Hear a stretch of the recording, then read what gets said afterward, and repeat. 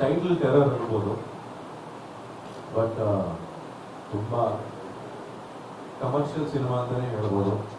ಆಮೇಲೆ ಒಳ್ಳೆ ಕತೆ ಉಳ್ಳವಂತ ಒಂದು ಸಿನಿಮಾ.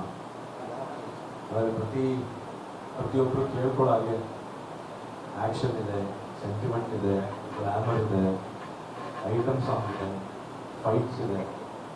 ಸೊ ಒಂದು ಕಮರ್ಷಿಯಲ್ ಸಿನಿಮಾಗೆ ಏನೇನು ಬೇಕು ಅದೆಲ್ಲವೂ ಈ ಚಿತ್ರದಲ್ಲಿದೆ. ಸಂಕ್ಷಿಪ್ತವಾಗಿ ಹೇಳಬೇಕು ಅಂದರೆ, ನಾವು ಕೆಲವರು ಹುಟ್ಟಿದಾಗ ಬಡತನದಲ್ಲಿ ಹುಟ್ಟಿರ್ಬೋದು ಅಥವಾ ಶ್ರೀಮಂತರ ಮನೆ ಹುಟ್ಟಿರ್ಬೋದು.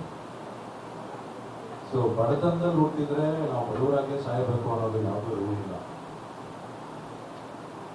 ಸೊ ಆ ಒಂದು ಮೆಂಟಾಲಿಟಿ ಇಟ್ಕೊಂಡು ಒಬ್ಬ ಕ್ಯಾರೆಕ್ಟರ್ ಅಂದರೆ ನನ್ನ ಕ್ಯಾರೆಕ್ಟರ್ ಹೀರೋ ಅವರ ತಂದೆ ಚಿತ್ರದಲ್ಲಿ ಬಂದು ದೇವಸ್ಥಾನದಲ್ಲಿ ಅರ್ಚಕರಾಗಿರ್ತಾರೆ. ಸೊ ಅವ್ರ ಐಡಿಯಾಲಜಿನೇ ಬೇರೆ, ಮಗನ ಐಡಿಯಾಲಜಿನೇ ಬೇರೆ. ಸೊ ಅವನು ಹೇಗೆ ಆ ಒಂದು ಐಡಿಯಾಲಜಿನ ಇಟ್ಕೊಂಡು ಹೇಗೆ ಬೆಳೀತಾನೆ. ಮೊದಲನೇದು ಇನ್ನೊಂದು ಭಾಳ ಕ್ಲಿಯರಾಗಿ ಕಟ್ಟಾಗಿ ಹೇಳ್ತೀನಿ, ಇದು ಯಾವ ಗ್ಯಾಂಗ್ಸ್ಟರ್ ಸಿನಿಮಾ ಅಲ್ಲ, ಯಾವ ಅಂಡರ್ವರ್ಲ್ಡ್ ಸಿನಿಮಾ ಮೊದಲೇ ಈಸ್ ಎ ಬಿಸ್ನೆಸ್ ಮ್ಯಾನ್. ಒಬ್ಬ ಗ್ಯಾಂಗ್ಸ್ಟರ್ ರೋಲ್ಸ್ ರಾಯ್ಸಲ್ಲಿ ಬರೋಕ್ಕೆ ಚಾನ್ಸೇ ಇಲ್ಲ. ಇವತ್ತು ಬರ್ಬೋದೇನೋ, ಬಟ್ ಈ ಚಿತ್ರದಲ್ಲಿ ನಮ್ಮ ಗ್ಯಾಂಗ್ಸ್ಟರ್ ರೋಲ್ಸ್ ರಾಯ್ಸಲ್ಲಿ ಬರೋಣ, is A business man. So ಸಿನಿಮಾದಲ್ಲಿ ಅವನು ಹೇಗೆ ಬೆಳೀತಾನೆ, ಒಂದು ಜನರಲ್ಲಿ ಇರುವಂಥ ಒಂದು ಬಹುಶಃ ಮೂಢನಂಬಿಕೆ ಅಂತ ಹೇಳ್ಬೋದೇನೋ, ಅದನ್ನು ಹೇಗೆ ಅವನು ಬಳಸ್ಕೊಂಡು ಬೆಳೀತಾ ಹೋಗ್ತಾನೆ. ಅದಾದಮೇಲೆ ಅವನನ್ನು ಕಾಲಿಗೆಯೋದಕ್ಕೆ ಎಷ್ಟು ಜನ ಟ್ರೈ ಮಾಡ್ತಾ ಇರ್ತಾನೆ, ಹುಟ್ಕೋತಾರೆ. ಆಮೇಲೆ ಏನಾಗುತ್ತೆ, ಕೊನೆಗೆ ಅವನ ಎದಕ್ಕಿಲ್ಲ ಅದೆಲ್ಲ ಏನಕ್ಕೆ ಮಾಡ್ತಾನೆ ಅನ್ನೋದೇ ಒಂದು ದೊಡ್ಡ ಹಿಸ್ಟ್ರಿ ಅಂತ ಹೇಳ್ಬೋದು ಸಿನಿಮಾ. ಸೊ ಇದ್ರ ಜೊತೆಗೆ ಬಹಳ ದೊಡ್ಡ ದಂಡೆ ಇದೆ ಚಿತ್ರದಲ್ಲಿ. ಮೊದಲನೇದಾಗಿ ಹೇಳ್ಬೇಕಂದ್ರೆ, ನಾನು ಕಿಟ್ಟಿ ನನ್ನ 3ನೇ ಸಿನಿಮಾ ಆದಿಯಿಂದ ನಾವಿಬ್ಬರು ಫ್ರೆಂಡ್ಸು. ಸೊ ಇದು ನನ್ನ ಅವನ 2ನೇ ಚಿತ್ರ. ಇದರಲ್ಲಿ ಆ್ಯಕ್ಚುಲಾಗಿ ಅವರು ನಾಯಕ ನಟರು, ನನ್ನ ಸಿನಿಮಾದಲ್ಲಿ ಖಳನಟರು ಅಂತ ಹೇಳೋಕ್ಕಾಗಲ್ಲ. ಅವ್ರದೇ ಆದಂಥ ಒಂದು ಐಡಿಯಾಲಜಿ ಇಟ್ಕೊಂಡಿರುವಂಥ ಒಂದು ಕ್ಯಾರೆಕ್ಟ್ರು. ಬಹುಶಃ ನಿಮಗೆ ಅದು ಖಳನಾಯಕ ಅಂತ ಅನ್ನಿಸ್ಬೋದು, ಬಟ್ ನನಗೆ ಅದು ಖಳನಾಯಕ ಅಂತ ಕಾಣಲ್ಲ. ಬಟ್ ಅವನೇ ಆದಂಥ ಒಂದು ಐಡಿಯಾಲಜಿ ಇರುವಂಥ ಒಂದು ಸಿನಿಮಾ. ಇದು ಬಿಟ್ಟು ನಮ್ಮ ಜೊತೆ ನಮ್ಮ ಹಿರಿಯ ನಾಯಕರಂತ ದೇವರಾಜ್ ಸರ್ ಇದ್ದಾರೆ, ಶಶಿಕುಮಾರ್ ಸರ್ ಇದ್ದಾರೆ, ಶೋಭರಾಜ್ ಅವರು ಇದ್ದಾರೆ, ಶರತ್ ಪ್ರಕಾಶ್ ಇದ್ದಾರೆ, ಕೋಟೆ ಪ್ರಭಾಕರ್ ಇದ್ದಾರೆ, ಧರ್ಮ ಇದ್ದಾರೆ, ಕೀರ್ತಿರಾಜ್ ಅವರು ಇದ್ದಾರೆ, ಕುಮಾರ್ ಬಂಗಾರಪ್ಪ ಅವರಿದ್ದಾರೆ. ಹೀಗೆ ದೊಡ್ಡ ದಂಡೆ ಇದೆ ಚಿತ್ರದಲ್ಲಿ. ಟೆರರ್ ಸಿನಿಮಾದ ಹಾಡುಗಳನ್ನ ಈಗ ನೋಡಿದ್ವಿ, ಒಂದು ಸಣ್ಣ ಟೀಸರು ಪ್ಲೇ ಮಾಡಿದ್ವಿ. ಮಂಜಣ್ಣ ತುಂಬ ಪ್ರೀತಿಯಿಂದ ಈ ಸಿನಿಮಾಗೆ ಯಾವುದೇ ಥರದ ಹಿಂಜರಿಕೆ ಇಲ್ಲದೆ ನಿರ್ದೇಶಕರು ಏನೇನು ಕೇಳಿದ್ರು ಎಲ್ಲವನ್ನೂ ಈ ಕಲಾವಿದರ ಕಣ್ಣು ನೋಡಿದ್ರೆ ಗೊತ್ತಾಗುತ್ತೆ ಸಿನಿಮಾ ಯಾವ ಮಟ್ಟಕ್ಕೆ ಇರಬೇಕು ಅಂತ.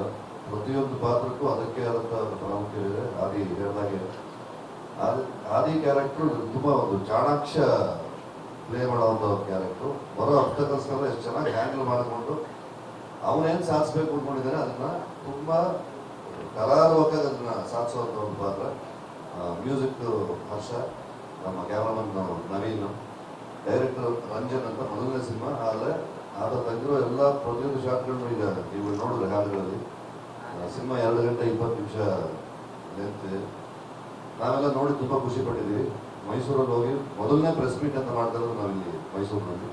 ಮೈಸೂರು ಸಿನಿಮಾದವರಿಲ್ಲ, ಇಡೀ ಕರ್ನಾಟಕದವರಿಗೆ ತುಂಬ ಮನಸ್ಸಿಗೆ ಹತ್ತಿರ ಆಗುವಂಥ ಒಂದು ಊರು. ತಾಯಿ ಚಾಮುಂಡೇಶ್ವರಿ ಆಶೀರ್ವಾದ ಯಾವಾಗಲೂ ಇರಲಿ ಹಾರೈಸ್ತೀವಿ. ವಿಷಾಂಬ ದೇವಸ್ಥಾನಕ್ಕೆ ಹೋಗಿ ಇಲ್ಲಿ ಬಂದು ನೀವೆಲ್ಲರೂ ಮುಂದೆ ಕೂತಿದ್ದೀವಿ.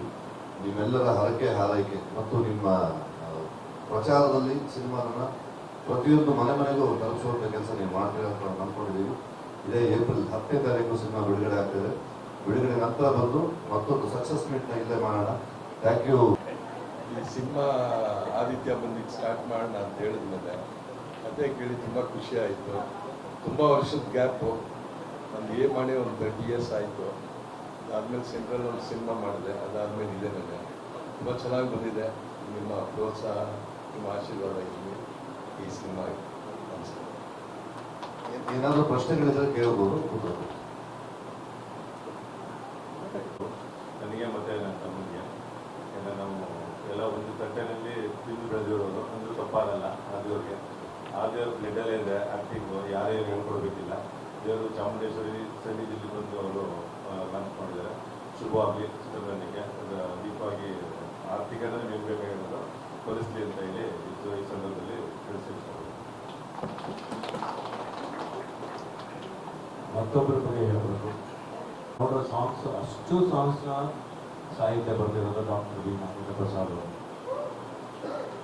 ಅವರಿಗೆ ನಾನು ನಿಮ್ಮ ಮೂಲಕ ಧನ್ಯವಾದಗಳನ್ನು ತಿಳಿಸೋದಕ್ಕೆ ಇಷ್ಟಪಡ್ತೀನಿ. ಯಾಕೆಂದರೆ 4 ಸಾಂಗ್ಸ್ದು ಲಿರಿಕ್ಸ್ ಒಂದಕ್ಕಿಂತ ಒಂದು ವಿಭಿನ್ನವಾಗಿದೆ. ಎಸ್ಪೆಷಲಿ ನನಗೆ ಫಸ್ಟ್ ಟೈಮು ಕ್ಯಾರೆಕ್ಟರ್ ಸಾಂಗ್ ಬರೀಬೇಕಾದ್ರೆ ರಾವಣ ರಾವಣ 11 ತಲೆಯ ರಾವಣ, ನನಗೆ ಏನು ಗೊತ್ತಿಲ್ಲ 11 ತಲೆಯ ರಾವಣ ಅಂತಿದ್ರು. ನಿಮ್ಗೊಂದು ಎಕ್ಸ್ಟ್ರಾ ತಲೆ ಇದೆ ಅದಕ್ಕೋಸ್ಕರ ಅಂತ. ರಾವಣಗೆ ಯೂಶಲ್ 10 ತಲೆ ಅಂತಾರೆ.